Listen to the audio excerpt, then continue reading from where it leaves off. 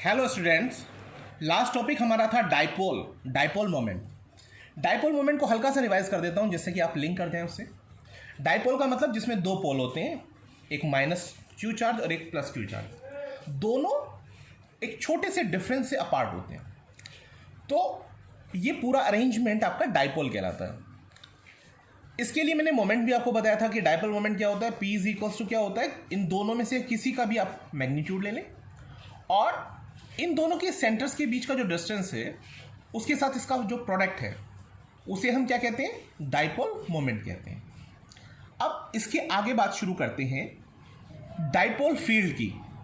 तो जैसे मैंने आपको पहले बताया था कि किसी चार्ज के कारण, प्लस क्यू चार्ज के कारण, किसी दूसरे प्लस क्यू या माइनस क्यू चार्ज पर लगने वाला जो इलेक्ट्रिक फील्ड होता है वो उस रीजन से डिनोट किया जाता है जिस रीजन में कोई टेस्ट चार्ज एक फोर्स को फील करता है, इसके द्वारा बनी हुई फील्ड को फील करता है। सेम चीज़ आपको यहाँ देखनी है कि अगर आपके पास ये डाइपोल है तो डाइपोल के चारों तरफ का वो स्पेस जिसमें अगर कोई टेस्ट चार्ज रखा जाए और वो टेस्ट चार्ज एक फोर्स को फील करे और इस पॉइंट के ऊपर एक आप इंटेंसिटी को फील कर सकें, तो वो आपका क्या होगा, वो पूरा का पूरा रीजन, वो पूरा का पूरा फील्ड उस डाइपोल का फील्ड होगा। अब एक दो बातें छोटी छोटी, जैसे कि डाइपोल का जो मोमेंट है उसकी यूनिट क्या होगी। तो यूनिट के लिए आप देख सकते हैं कि यहाँ पे क्यू चार्ज आप देख रहे हैं। क्यू चार्ज के लिए आप यूज़ करते हैं कूलम, और ए या 2a आपका डिस्टेंस को शो करता है, जिसे आप किस में शो करेंगे, एसआई यूनिट में करेंगे तो कूलम मीटर हो जाएगा। तो ये आपका एसआई यूनिट हो गया। अच्छा, अब एक वर्ड आता है आइडियल डाइपोल। आइडियल डाइपोल क्या होता है? आइडियल डाइपोल आपको समझना पड़ेगा कि आइडियल डाइपोल ये होता है कि अगर चार्जेस काफ़ी बड़े हों, लार्जर हों, और उनके बीच की डिस्टेंस बहुत कम हो, तो ऐसे डाइपोल को हम लोग क्या कहते हैं, हम आइडियल डाइपोल कहते हैं। ठीक है, तो एक आइडियल डाइपोल की बात हो गई। इसके बाद शुरू होता है, इसमें दो तरह की आपका इंटेंसिटी निकालने के लिए वो कहता है आपसे कि एक तो फील्ड इंटेंसिटी होती है आपकी, फील्ड इंटेंसिटी,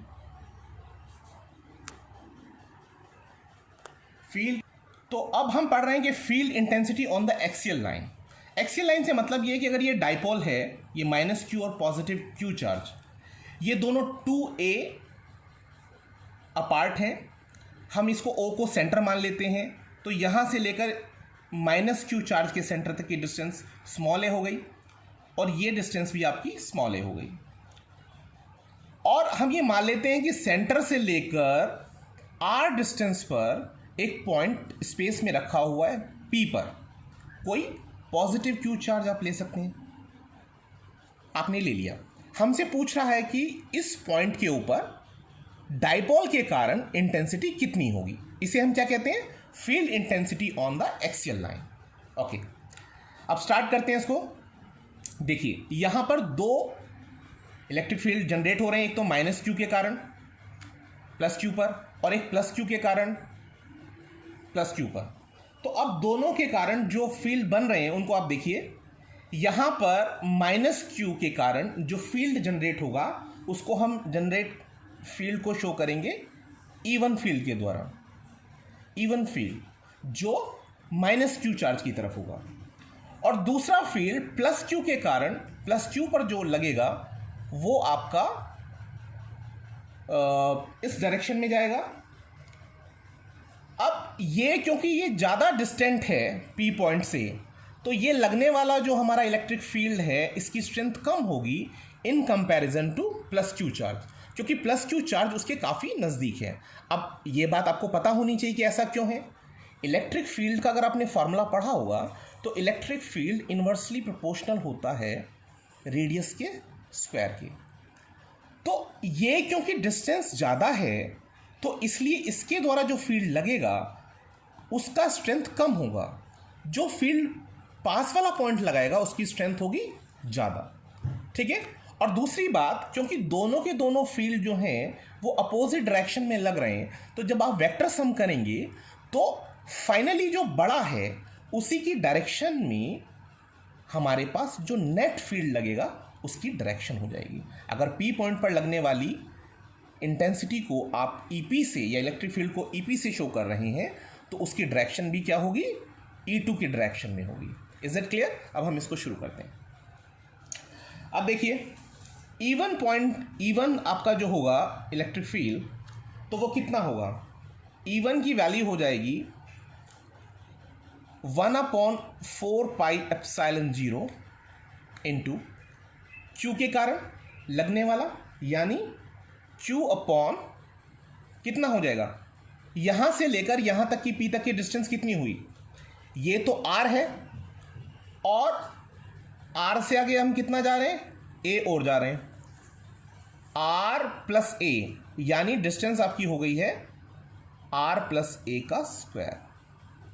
ठीक है, और इसके बाद ये इक्वेशन आप 1 मान लीजिए।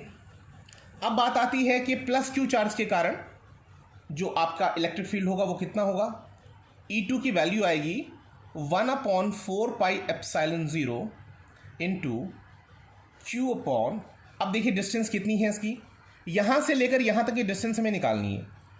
टोटल डिस्टेंस R है, उसमें से आप A डिस्टेंस कम कर लीजिए।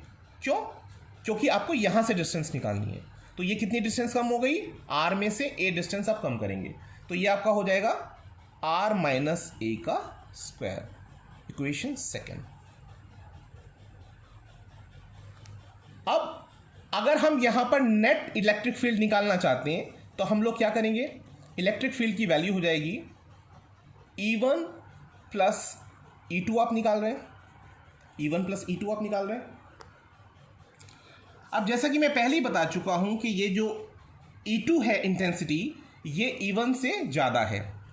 E2 की इंटेंसिटी E1 से ज़्यादा है, लेकिन जब हम उनका वेक्टर सम निकाल रहे हैं तो हमें पता है कि आप जो फाइनली जो नेट वैल्यू निकालेंगे वो क्या होगी, दोनों के डिफरेंस के बराबर होगी, क्योंकि अपोजिट डायरेक्शन है दोनों का।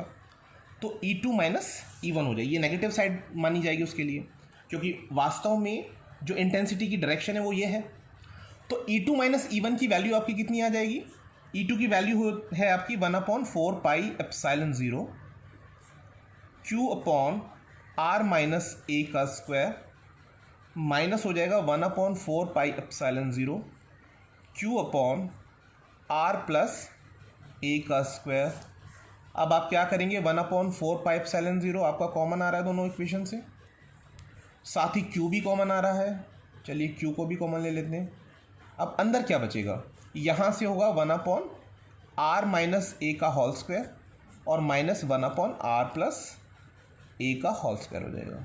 ठीक है, अब जब आप इसे सॉल्व करेंगे, आपने एलसीएम ले लिया R माइनस A का whole square, R plus A का होल स्क्वायर, तो ये क्या होगा, ये पार्ट इधर चला जाएगा एलसीएम लेने पर, R प्लस A का whole square minus R minus A का होल स्क्वायर। तो अब ये वैल्यू होगी Q upon 4πε0, R plus A का होल स्क्वायर खोलेंगे तो कितना हो गया, R square plus A square plus 2AR या 2RA, इसे ओपन करने पर R स्क्वायर A स्क्वायर और प्लस का 2AR हो जाएगा, अपोजिट साइन हो जाएंगे क्योंकि जब आप ओपन करेंगे, विच इज़ डिवाइडेड बाई, अब दोनों को कंपाइल कर लिया जाएगा तो R माइनस A और R प्लस A को हम एक ही ब्रैकेट में अगर ले लें, तो उसका स्क्वायर कर देते हैं, दोनों ही स्क्वायर पार्ट हैं, ये वैल्यू हो जाएगी आपकी Q अपॉन 4πε0।